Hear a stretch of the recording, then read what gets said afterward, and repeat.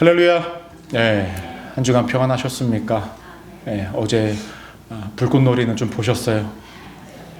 네, 여기 링컨파크에 사람들 많이 있더라고요. 그래서 이제 차도 주차들도 엄청들 많이 하셔가지고 어제 저녁에 되게 번잡했던 날이었던 것 같습니다.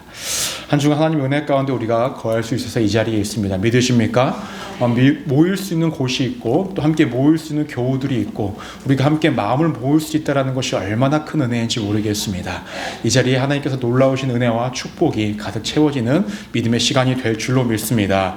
우리 좌우 앞에 계신 분들과 이렇게 인사할까요? 잘 오셨습니다. 잘 오셨습니다. 웰컴. 잘 오셨습니다. 좋습니다. 또 이렇게 인사할까요? 오늘도 큰 은혜 받으세요. 오늘도 큰 은혜 받으세요. 예, 좋습니다. 예, 오늘은 요한일서 1장 5절에서 2장 2절까지의 본문을 근거로 어긋남이라는 제목으로 우리가 함께 은혜를 나누고자 합니다. 말씀 제목 한번 따라해 보실까요? 어긋남. 네, 어긋남입니다. 어긋남. 우리가 지지난주에 요한일서 1장 1절에서 4절까지의 말씀을 나누는데요. 전체적인 것을 우리가 리뷰할 수는 없지만 한 가지만 좀 짚고 넘어가고자 합니다. 모든 서신서에는 그 쓰여진 목적이 있다고 말씀을 드렸었어요. 요한일서도요, 쓰여진 목적이 있다라는 거죠. 그 이유가 무엇이었냐면 당시에 거짓 교사들 때문에 그러합니다. 거짓 교사들이 주장하고 그들이 사람들을 혼미하게 만들었던 것들이 무엇이었냐면 육은 악하다, 더럽다, 영은 선하다 때문에 우리는 육을 아무렇게나 막 사용해도 죄악 가운데 살아가도 상관없다. 왜냐하면 우리의 영혼만 깨끗해지면 되기 때문에 라고 주장하는 자들이 있었습니다. 때문에 이러한 자들이 주장하는 것이 무엇이냐면 예수님은, 하나님의 아들이신 예수님은 이 땅 가운데 육체로 오실 수가 없다. 왜냐하면 육체는 더러운 것이기 때문에 하나님의 아들이 그 육체를 입고 이 땅 가운데 오실 수 없다 라고 주장을 합니다. 그러다 보니 예수님께서 이 땅 가운데 행하신 모든 것들을 부정하고 십자가에서 죽으시고 부활하신 그 모든 것들을 부정합니다. 그러면 이들이 생각하는 구원은 어떻게 이루어지는 것인가? 이들이 생각하고 있는 구원은 자신들이 알고 있는 그 지식, 모든 사람들이 알지 못하지만 자신들만 알고 있는 그 특정한 지식을 통하여서 구원에 이룰 수 있다라고 주장을 했었습니다. 문제는 사람들이 이러한 말에 마음이 동요가 되었고 더 나아가서 이들을 따르는 이들이 생기다 보니까 당시에 교회 안에 분열이 이루어지고 나누어짐이 이루어지고 교회 안이나 밖에서도 문제가 생기니 이 요한이라는 사람이 이 교회들을 향하여서 편지를 써 내려간 것이 요한일서의 배경이 되어집니다. 기억이 나십니까? 네, 괜찮습니다.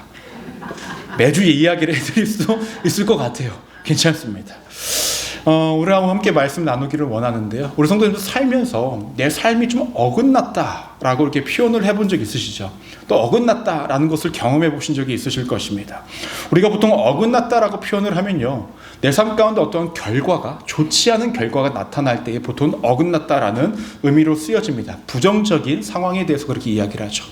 이러한 상황이 대략 될 수도 있을 것 같아요. 공사를 하다 보면 나사를 이렇게 이제 조여야 할 때가 있죠. 드라이버로 이렇게 해야 될 때가 있는데 그냥 막 너무 급하게 하다 보니까 정확하게 한 것이 아니라 약간 삐뚤어지게 하고 막 끝까지 조여요. 근데 안 들어갔는데 우리 성격이 또 어때요? 왜 안 들어가? 그냥 막 쑤셔 박죠.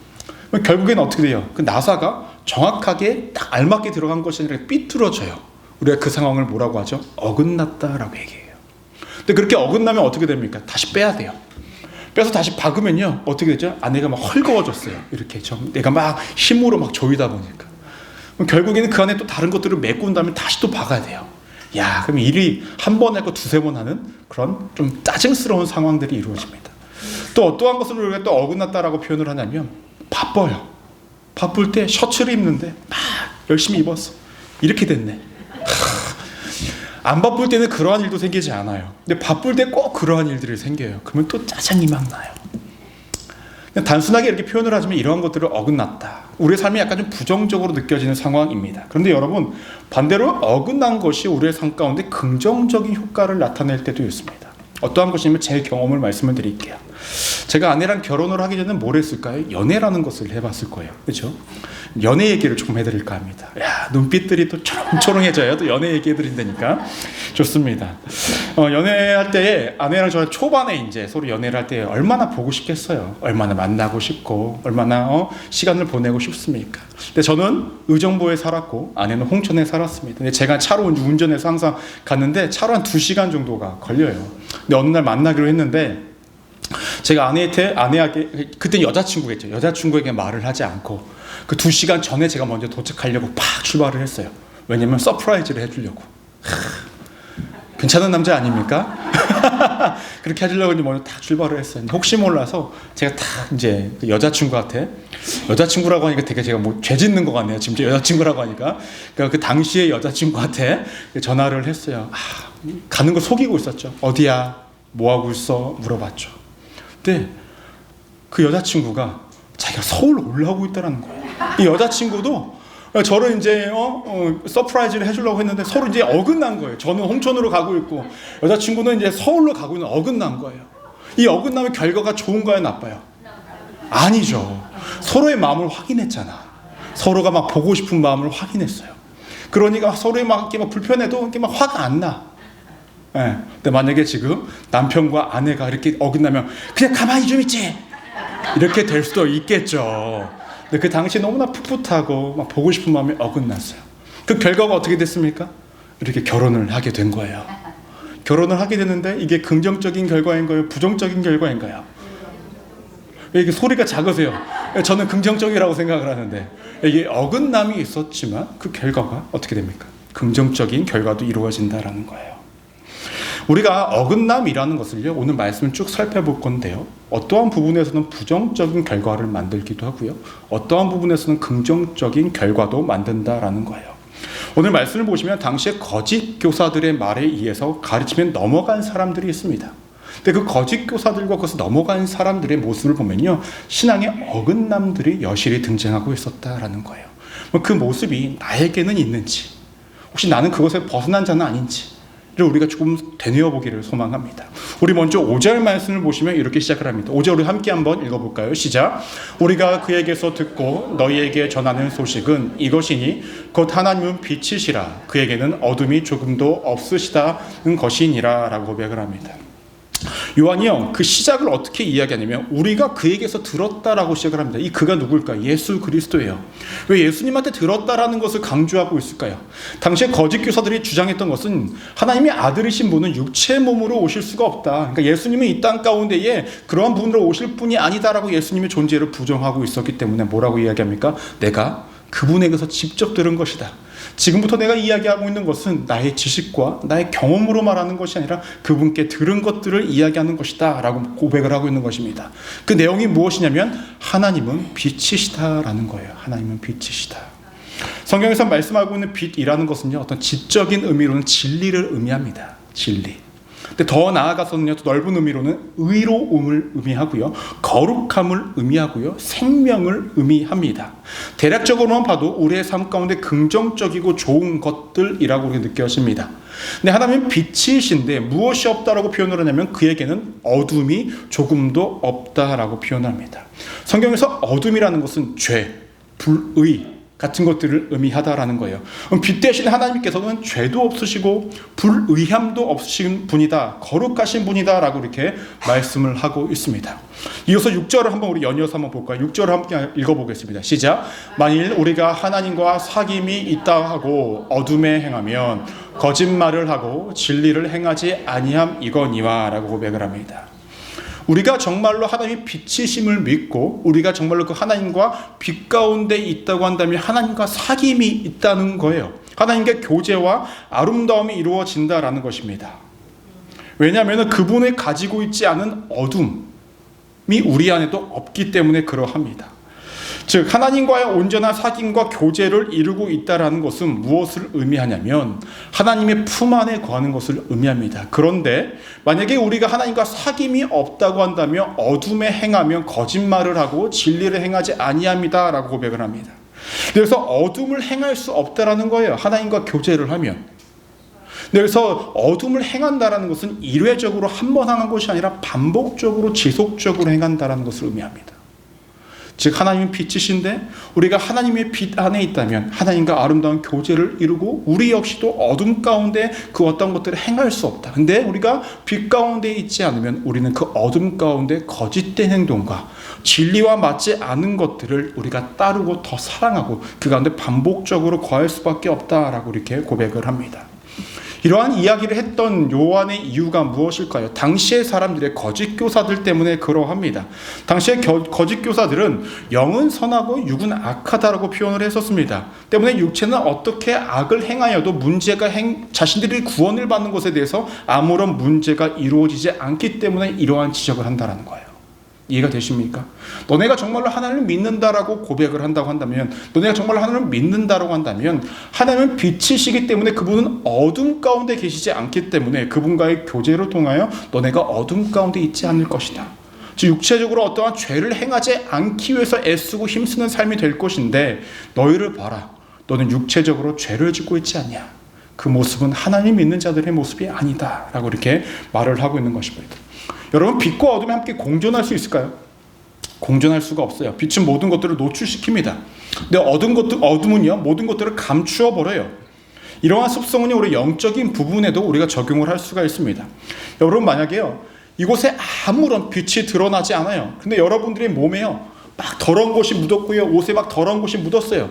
한 치 앞도 보이지 않는 그 어둠 가운데에 여러분들이 더러워졌다라는 것, 여러분들의 옷에 무엇인가가 묻었다라는 것을 알 수 있습니까? 모릅니까? 몰라요. 근데 그러다가요, 갑자기 빛이 있는 곳에 여러분들이 나아가면요, 내 몸에 더러워진 것들이 보여요. 알게 돼요. 내 옷에 무엇인가가 묻은 것들이 알게 돼요. 그럼 그것이 느껴집니까? 안 느껴집니까? 알게 된다라는 거예요. 그러니까 정말로 빛 가운데 있는 자, 하나님과 아름다운 교제를 이루는 자는 우리 스스로의 더러움을 발견할 수 있고 죄악된 모습을 발견할 수 있어서 더 이상 더러워지지 않기 위해 노력하는 그러한 삶이 깃들 수밖에 없다라는 것이죠. 제가 군대에 이제 장교를 인관하기 전에 4개월간 이제 교육을 받는데 그 중에서 가장 힘들었던 것 중에 하나가 무엇이냐면 화생방이었어요. 화생방 훈련 아십니까? 받아보신 분 없으시죠? 네, 여기서 저만 받아봤네요. 그러면 목사님도 계시군요. 네, 화생방을 받다 보면 무엇이 힘드냐면요, 숨을 참을 수 있을 것 같잖아요. 여러분, 못 참아요. 왜냐면요, 들어가기 전에요, 막 얼차례를 줘요. 막 숨이 막 헐떡거리게끔 막 해요. 그 다음에 이제 막 연기를 자욱한 곳에 들어가가지고요, 거기서도 노래를 열심히 부릅니다. 헐떡거리게 해요. 그 다음에 이제 막 이렇게 가스를 풀어요. 이거 방독면을 다 풀어요. 그리고 이제 노래를 군가를 시킵니다. 멋있는 사나이 막 이렇게 막 시켜요. 숨차게 다 한 다음에요, 그 다음에 결국엔 숨을 쉬게 만듭니다. 100이면 100 다 숨을 쉽니다. 여러분, 그런데요, 그 안이요 굉장히 어두워요. 어둡고요, 가스가 가득하니까요 앞이 잘 보이지가 않아요. 근데 그것을 다 들이마시면요, 사람이 어떻게 되는지 아십니까? 되게 재밌는 상황이 발생돼야죠. 눈물이 막 흘러요. 막 나는 안 흐르고 싶은데 눈물이 흐르고요, 침이 질질 나요. 그리고 콧물도 막 이렇게 흘러요.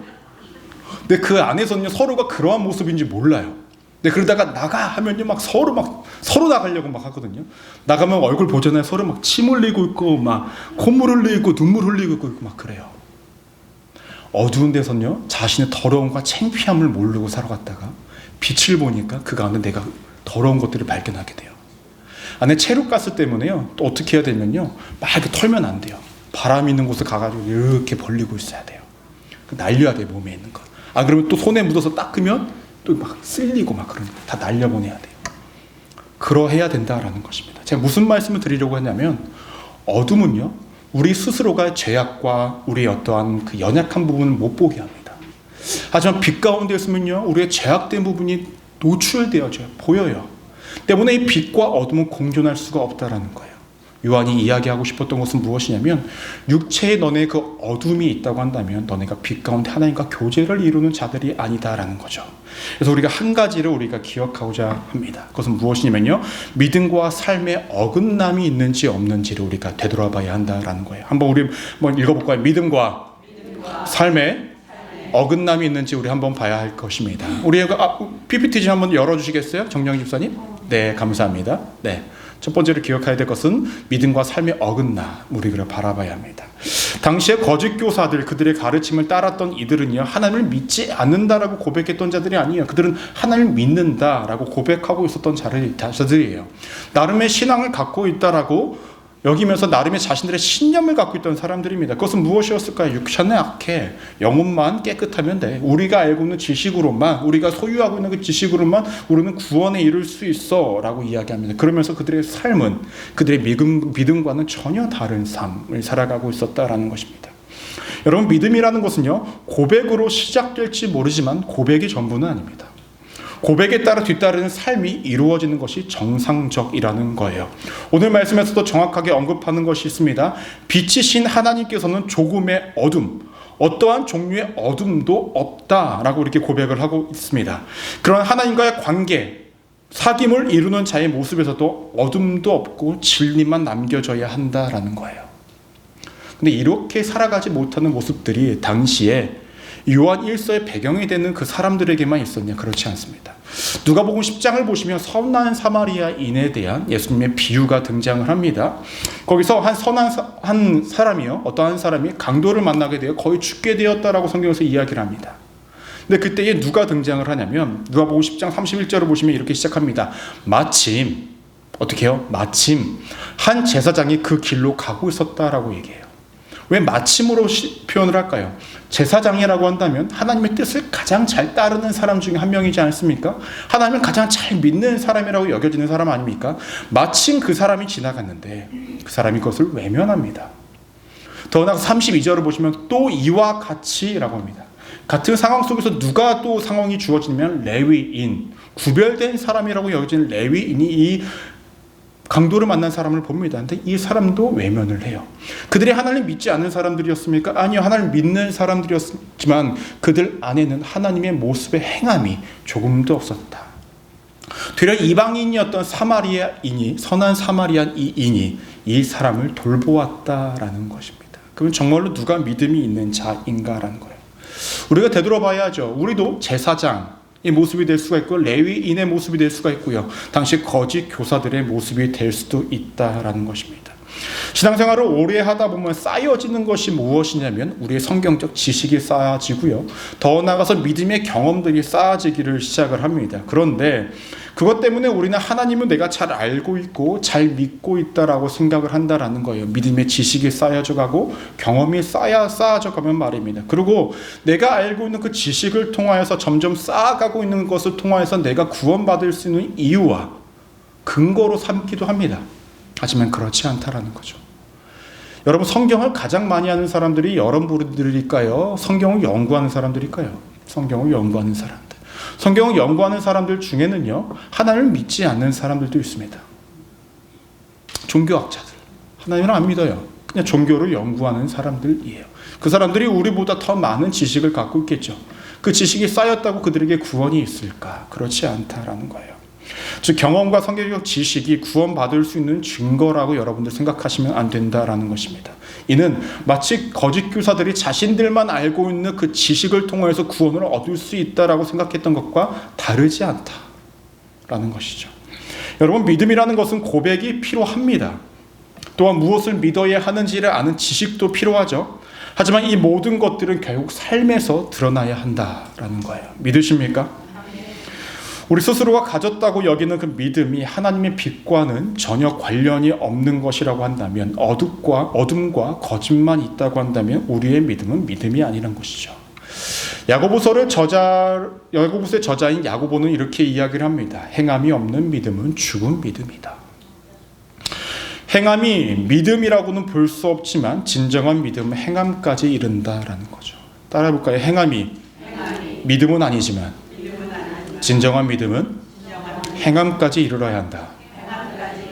이것을 기억하셔야 됩니다. 그러면 내가 정말로 나의 믿음과 행함이 어긋나지 않았다라는 것을 내가 어떻게 판단할 수 있을까? 그 척도는 무엇일까? 7절 말씀을 보면 우리가 알 수 있습니다. 7절 우리 함께 한번 읽어볼까요? 시작.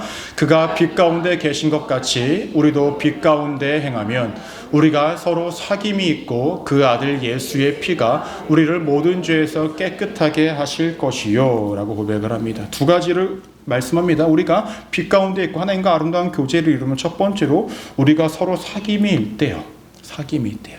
하나님과의 그 사귐을 통해서 어떠한 사귐이 이루어지냐? 믿음의 공동체 안에서 내가 있는 그 모든 곳곳에 그리스도의 아름다운 사귐이 이루어진다라는 것입니다. 여러분, 믿음 생활 혼자 할 수 없다라는 거 아시죠? 근데 혼자 하는 것이 편하게는 느껴질 거예요. 왜냐면요, 변수가 많이 없거든요. 네, 그렇죠. 근데 함께 신앙생활 하다 보면 변수가 참 많아요. 내가 예상치 못한 일들에 대해서 어떤 사건이 터지고요, 어떤 틀어짐이 생기고요, 막 그래요. 차라리 혼자 신앙생활을 하고 있을 때면 어느 정도 예상은 돼요. 아, 이거 내가 잘못했을 때 이런 어려움이 있구나. 근데 이 믿음의 공동체 안에 있다 보면요, 왜 이런 일이 생기지? 여러 가지 어그러지는 일들이 참 많거든요. 나는 그런 의도로 말하거나 행동한 것이 아닌데 상대방이 그렇게 받아들일 때도 있어요. 또 반대로요, 나는 그렇게 하려고 했는데 그 사람은 그렇게 받아들이지 않는 경우도 있고요. 이러한 변수들이 참 많아요. 근데 그때마다 내가 겪는 아픔과 고통이 분명히 있거든요.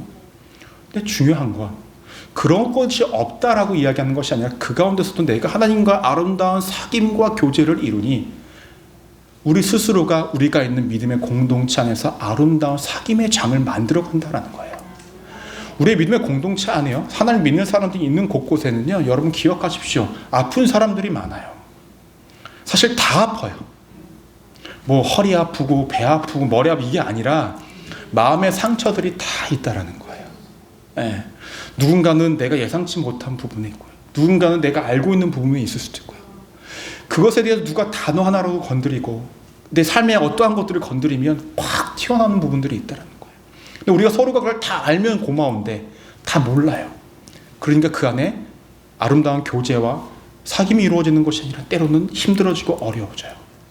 중요한 건 그럼에도 불구하고 내가 하나님과의 아름다운 사귐을 이루어 그 주께 받은 은혜로 무엇을 이룹니까? 내가 있는 곳곳에 아름다운 교제를, 아름다운 사귐을 이루어진다라는 것입니다. 지난주에 제가 아주 기쁜 소식을 들었습니다. 목사님, 우리가 지금 이야기를 그냥 하는 것이 아니에요. 우리가 삶을 나누고 간증을 나누고 있습니다.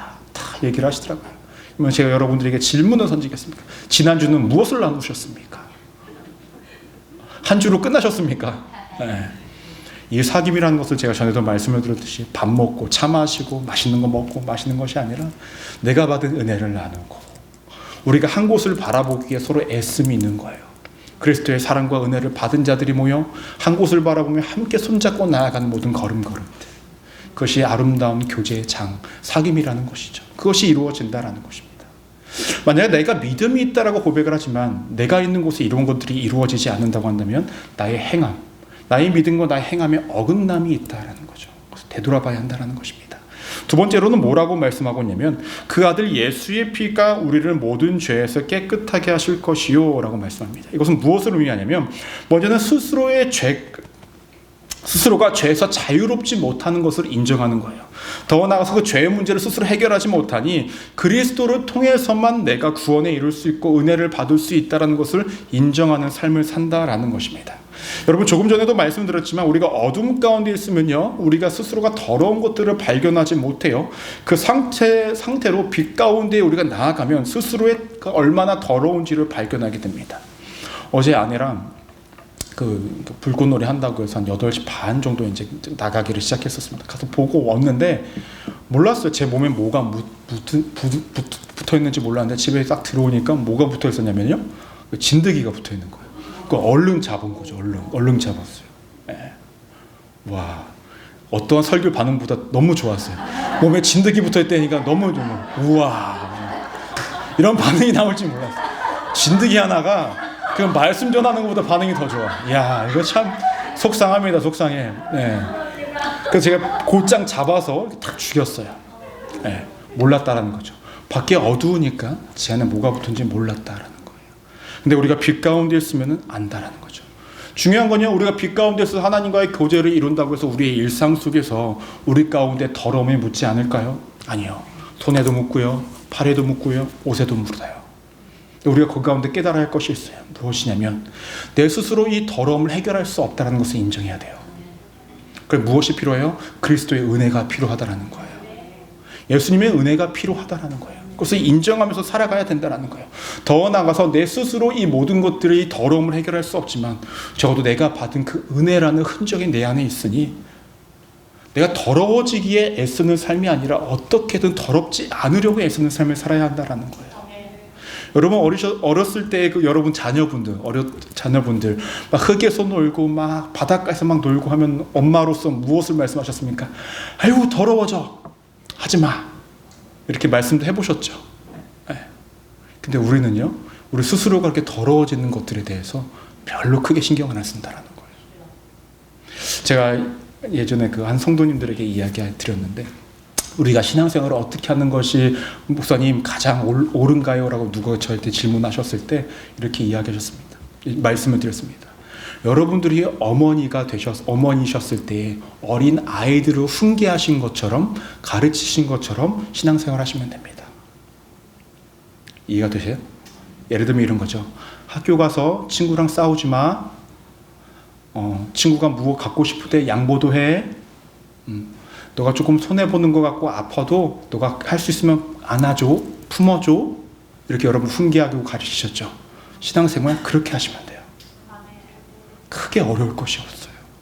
근데 나이가 들어가면요, 우리가 자존심이 세죠. 그렇죠? 고집도 있어지고요. 하는 것들이 더 많아져요. 그게 우리예요. 근데 어떻게 하면 내가 다시금 믿음의 그 아름다운 순수함을 회복할 수 있을까? 내 자녀가 어렸을 때 내가 어떻게 훈계를 했고 그가 어떻게 성장하기를 바랬는지에 대해서 가르치셨을 때 그대로 내가 신앙생활을 하면은 하나님께서 보시기에 아름다운 신앙생활이 된다라는 거예요. 쉽죠? 크게 어려운 거 없죠? 그렇게 하시면 됩니다. 우리는 하나님과의 사귐을 통하여서 그리스도와의 교제를 통하여서 우리가 있는 곳들의 모든 곳곳에 아름다운 믿음의 교장, 사귐의 자리, 교제의 자리를 만들 수 있어야 되고요. 스스로의 죄의 문제를 해결할 수 없다는 것을 인정하여 나를 깨끗게 하신, 나를 구원의 길로 인도하신 그 은혜를 기억하여 세상 가운데 내 안에 더러움을 묻히지 않기 위한 애씀과 노력이 우리 안에 필요하다라는 거예요. 여러분들의 삶이요, 이 믿음과 이 행함에 어긋남이 생기는 것이 아니라 이 믿음과 행함의 일치가 이루어지시기를 주님의 이름으로 간절히 축원합니다. 우리 8절 말씀 이어서 한번 읽어보도록 하겠습니다. 시작. 만일 우리가 죄가 없다고 말하면 스스로 속이고 또 진리가 우리 속에 있지 아니할 것이요 라고 말씀합니다. 여러분, 스스로가 죄인임을 인정하지 않는다는 것, 무엇을 의미할까요? 아까 거짓 교사들을 의미해요. 육체적으로 막 죄를 지어도 자신들은 문제가 없다 라고 이야기하는 것, 그리고 그것을 의미하는 것입니다. 여러분, 스스로가 죄가 없다라고 이야기하는 것은 무엇일까요? 스스로가 능동적으로 스스로를 속이는 거예요. 여러분, 거짓말을 계속하면요, 한 가지 어떠한 사건을 놓고 자신의 삶의 거짓말을 지속하면요, 그 거짓말이요, 진짜로 자신의 삶인 것처럼 믿고 살아가는 것이 사람이라는 거예요. 자기 기만이죠. 자기 쇠뇌죠. 그러니까 예를 들면 이런 거예요. 나 어렸을 때 굉장히 잘 살았어. 근데 그거 거짓말이에요. 근데 사람들에게 막 속이기 위해서 나 잘 살아서 얘기하면 자기가 진짜 옛날에 잘 산 줄 안다라는 거예요. 아닐 것 같죠? 진짜로 그래요. 나 젊었을 때 굉장히 예뻤어. 여기까지만 하겠습니다.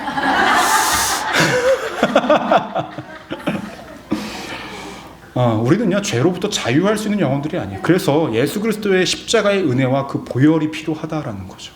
그 은혜를 힘입어 우리가 살아갈 수 있고 그것이 유일한 우리의 구원의 길이라는 것입니다. 그런데 그 믿음을 소유한 자들의 삶은 스스로가 증명한다라는 거죠. 증명한다. 어떻게 해요? 죄를 지키지 않기 위해 하나님과 아름다운 교제를 이루기 위해서 그렇다는 거예요. 그런데 왜 이 거짓 교사들은 왜 이것으로부터 벗어나는가라는 거예요. 왜 그리스도를 통하여서 십자가의 은혜를 통하여서 우리가 구원을 얻을 수 있는 것이 아니라 자신들의 지식으로 통하여서 구원을 얻을 수 있다라고 이렇게 주장을 하고 있냐라는 거예요. 기억하셔야 할 두 번째가 있습니다. 그것은 무엇이냐면 기준의 어긋남 때문에 그러합니다. 기준이 어긋났기 때문에. 간단하게 말씀드리면 이것입니다. 이들에게 있어서는 죄의 기준이 어긋나 버린 거예요. 죄의 기준이 무엇인지를. 거짓 교사들에게 있어서 죄의 기준은요, 육체로 행하는 것들이 그들에게는 죄가 아니었습니다. 육체로는 아무것도 행해도 돼요. 하지만 성경에서 이야기하고 있는 죄의 기준은 무엇입니까? 말씀대로 살아가지 않는 것이 죄의 기준입니다. 세상이 이야기하는 죄의 기준은요, 겉으로 드러난 결과물을 통하여서 죄를 기준으로 삼습니다. 내가 어떠한 행동을 함으로 통하여서, 말을 함으로 통하여서, 어떤 것을 함으로 통하여서 그것이 죄의 결과물로서 우리를 죄인이다 아니다 라고 이야기합니다. 하지만 성경은 뭐라고 이야기합니까? 그 안에 내포되어져 있는 우리의 마음까지도 보신다라는 거죠. 때문에 우리는 그 누구도 죄로부터 자유할 수가 없다라는 것입니다. 여러분, 보통의 우리는요, 어떠한 행동을 하지 않은 것, 어떠한 말을 하지 않은 것, 어떠한 것도 드러내지 않았기 때문에 나는 참 잘 참았고 참 괜찮은 사람이다라고 생각을 해요. 하지만 하나님께서는 그 안에 갖고 있었던 마음까지도 보신다. 그것을 통해서 죄인지 아닌지 하나님께서 판단하신다라고 말씀을 하고 있습니다. 신앙생활을 하다 보면 참 재밌는 현상이 있습니다. 신앙생활을 할수록요, 죄의 기준을 우리 스스로가 정한다라는 거예요. 말씀 드려보겠게요. 신앙생활하는 초기에는요, 성경을 잘 모르지만 봐도 성경을 접하게 됐을 때 이러한 것들이 죄를 짓는 것이구나 라고 생각을 하면서, 또한 설교를 통해서 듣게 되면서요, 죄에 대한 심각성이나 죄에 대한 인식이 굉장히 좀 민감하다고 해야 될까요? 좀 강하게 나타나요. 근데 신앙생활을 할수록요, 우리 이러한 마음들 점차적으로 낮아져요. 기준이요. 왜 그럴까요? 신앙생활을 해봤는데 무엇이 죄라고 이야기했는데 그것을 본의 아니게 행했어요. 내 삶 가운데 아무런 일도 나타나지 않거든요. 이전과 다르지 않은 삶을 살아갈 수 있거든요. 그러다 보니 우리가 생각하는 그 죄가 기준이 점점점 낮아지기를 시작을 합니다. 하나님도 이 정도는 용납하시는구나. 인격적인 하나님이시라고 하시더니 나의 이러한 연약한 부분을 이해해 주셔서 이러한 죄까지는 하나님께서 그냥 눈 감아 주시는구나 라고 생각을 합니다. 하나님께서 우리에게 어떤 죄에 대한 형벌을 바로바로 나타나지 않으신 이유는 전에 말씀을 드렸듯이 우리에게 회개의 기회를 주고 계신 거예요. 돌아서고 돌아설 기회를 주고 계시는 건데, 우리는 되려 이 정도까지는 용납하시는구나라고 생각을 하며 죄의 기준을 점점 낮추기를 시작을 합니다. 그러다 보니 내가 죄를 지으면서도 이 정도는 죄가 아니야 라고 내리는 또 다른 나의 기준이 생겨버려요. 성경과는 다른 기준을 만들고 있다라고 우리가 볼 수 있다는 것입니다. 물론 누군가는 이렇게 이야기합니다. 그래도 나는 죄를 짓지 않아요. 않기 위해 애를 써요. 예, 맞아요. 하지만 중요한 건요, 죄의 기준이 이미 틀어졌다라는 거예요. 어긋나 버렸다라는 거예요. 말씀의 기준이 아니라 내 삶에 내가 알고 있는 내 경험적 기준으로 죄가 무엇이다 아니다 내가 이미 판단을 내려버렸기 때문에 죄를 지으면서도 죄를 짓고 있는지를 모르면서 살아갑니다. 누구처럼요? 당시의 거짓 교사들처럼. 그것이 우리의 모습일 수도 있다라는 것입니다. 그럼 그에 따른 결과는 무엇이냐라는 거죠. 10절 말씀 우리 함께 한번 읽어볼까요? 10절이요. 시작. 만일 우리가 범죄하지 아니하였다면 하나님을 거짓말하는 이로 만드는 것이니 또한 그의 말씀이 우리 속에 있지 아니하리라. 말씀 그대로입니다. 우리가 죄가 없다, 이것은 죄가 아니다라고 이야기하면 하나님의 말씀을 우리가 거부하는 거죠. 하나님을 거짓말하는 자로 만든다라는 것입니다. 여러분들의 삶의 죄의 기준은 무엇입니까? 이미 많이 틀어져 버린 것은 아닙니까? 어긋나져 버린 것은 아닌가라는 거예요. 말씀이 기준이 됐던 것이 아니라 어느 순간 내가 살아왔던 삶의 방식이 기준이 되어서 이 정도는 해도 되고 이 정도는 하면 안 되는, 어긋나 버린 죄의 기준으로 내가 살아가고 있는 것은 아닌가. 우리가 되돌아봐야 한다는 것입니다. 어긋난 인생이 아니라 하나님과 일치되는 인생으로 살아가시는 우리 믿음의 성도님들 되시기를 주님 이름으로 간절히 축원합니다. 마지막으로 말씀 2절을 좀 더 보도록 하겠습니다. 우리 요한 1서 2장 1절에서 2절까지의 말씀 우리 함께 한번 읽어보도록 하겠습니다. 시작. 나의 자녀들아, 내가 이것을 너희에게 쓰면 너희로 죄를 범하지 않게 하려 함이라. 만일 누가 죄를 범하여도 아버지 앞에서 우리에게 대언자가 있으니 곧 의로우신 예수 그리스도시라. 그는 우리 죄를 위한 화목제물이니 우리만 위할 뿐 아니요 온 세상의 죄를 위하심이라 라고 말씀합니다. 조금 전에도 말씀드렸지만 죄로부터 자유한 사람이 없습니다. 때로는 반복되는 죄악 가운데 살아가요. 원치 않은 죄를 지으면서 살아간다라는 거예요. 그것이 우리의 일상입니다. 그러다 보니까요, 내가 스스로 죄인임을 깨달았는데 무엇인가를 계속 회복하기를 원하는데 반복되어지니까 우리의 마음 가운데 어떠한 생각이 듭니까? 실패감만 생겨요. 죄책감만 생겨요. 어려움만 생겨요. 도무지 희망이 보이지 않는다라는 거예요. 근데 우리 안에 그 희망이 보이지 않는 삶, 절망만 있는 삶, 패배감만 누리는 삶으로 우리를 그렇게 내버려 두시고자 했던 것이 아닙니다. 때문에 누굴 보내주셨습니까? 예수 그리스도. 아까 1절 말씀을 보시면 뭐라고 언급하냐면 대언자라고 표현을 합니다. 이 대언자라는 표현이 어떤 의미냐면은 대변자, 돕는 자, 중보자, 의미합니다. 예수 그리스도를 보내신 이유는 우리의 죄의 문제를 해결하시기 위해서 우리의 연약함을 아시기 때문에 우리를 대변하는 자로서, 우리를 중보하는 자로서, 우리를 돕는 자로서 이 땅 가운데 보내주셨다라는 거예요. 어떻게 해요? 우리의 죄의 문제를 해결하시기 위해서. 그러니까 우리가 이 세상을 살아가면서 죄로 인하여서 실패감을 맛보고 패배감을 맛보는 걸로만 끝나는 것이 아니라 우리의 죄를 대변해 주시는, 회복케 하시는 그분을 우리가 의지해야 된다라는 것입니다. 그분을 보내신 이유는 우리 하나님을 믿는 우리를 위함도 있지만 여전히 하나님을 모르는 모든 사람들의 죄의 문제를 해결하시기 위해 이 땅 가운데 보내셨다라는 거예요. 그럼 마지막으로 우리가 기억하셔야 될 것은 무엇이냐면 포기의 어긋남을 우리가 기억해야 됩니다. 포기의 어긋남. 좀 어려우실 수 있어요. 포기의 어긋남이 무엇인지. 여러분, 앞서 언급해드렸던 그 두 가지는요, 내가 어떠한 잘못을 통하여서 이루어지는 부정적인 결과를 의미했어요. 근데 이 포기의 어긋남이라는 것은 되려 우리가 포기하는 것이 부정적인 것 같은데, 우리가 포기함으로 통하여서 어긋남으로 인하여 우리의 삶에 긍정적인 효과가 나타난다라는 거예요. 무엇을 의미하냐면 이러한 것입니다. 스스로 의로울 수 있다라는 생각을 포기하는 것, 죄로부터 자유할 수 있다라는 것을 포기하는 것, 무엇보다 죄의 문제를 스스로 해결할 수 있다라는 것을 포기하면 그때 어떠한 결과가 이루어집니까? 예수 그리스도께서 우리의 죄의 문제를 해결하실 수 있다라는 거예요. 그것을 인정하며 나아갈 때에 그 어긋나는 결과가 우리의 삶 가운데 긍정적인 효과로 나타난다라는 것입니다. 왜냐하면 그분은 우리의 대변자이시고 우리를 위한 중보자이시고 우리를 돕는 자이시기 때문에 그럽니다. 여러분, 왜 꼭 예수 그리스도여야 할까라는 거예요. 왜 꼭? 제가 얼마 전에 영상을 하나 봤는데 어떠한 사람이요, 큰 물컵에다가 흙탕물을 가득 담았어요. 그러면서 그 안에다 깨끗한 물을 계속 붓기를 시작해요. 여러분, 흙탕물에다가요 깨끗한 물을 부으면요 어떻게 되죠? 조금씩 깨끗해지기를 시작해요. 시간이 조금 걸려도 붓고 하다 보면 결국엔 어떻게 돼요? 깨끗한 물이 돼요. 근데 여러분, 흙탕물에다가요 조금 더 깨끗한 흙탕물을 부어봐요. 결국에는 어떻게 돼요? 좀 더 깨끗한 흙탕물이 아마 될 거예요. 그렇죠? 그 이상이 되지 않는다라는 거예요. 즉 우리의 죄의 문제를 해결하시기 위해선 죄와고는 관계가 없으신 정말로 순결하고 정결하신 분이 필요하죠. 누구십니까? 예수 그리스도시다라는 거예요.